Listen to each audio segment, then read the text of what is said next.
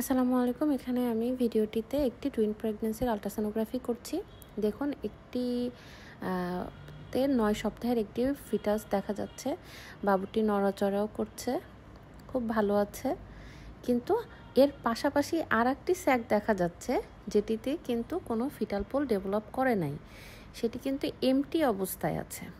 তো অনেক সময় এরকম হয় যে আর্লি প্রেগনেন্সিতে আপনারা টুইন প্রেগনেন্সি ডায়াগনোসিস হয়েছে, কিন্তু পরবর্তীতে যে দেখা যায় যে সিঙ্গেল প্রেগনেন্সি আছে, একটি বাচ্চা আছে আর একটি বাচ্চা নাই।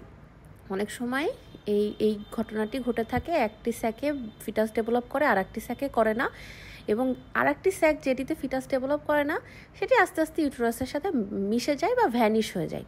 এটাকে আমরা বলি ভ্যানিশিং টুইন সিনড্রোম। এটা খুবই ন্যাচারাল একটা বিষয়। অনেক টুইন প্রেগনেন্সিতে আমরা এরকম পেয়ে থাকি, কিন্তু একটি যে বাচ্চা যেটি আছে সেটি কিন্তু খুব সুন্দরভাবে ভিডিওটিতে দেখুন ডেভেলপ করছে এবং তার গ্রোটা অপটিমাম লেভেলে আছে। আর আরেকটি যেটি দেখা যাচ্ছে স্যাক, এটি আস্তে আস্তে ওভার দ্য টাইম শরীরের সাথে মিশে যাবে। ধন্যবাদ।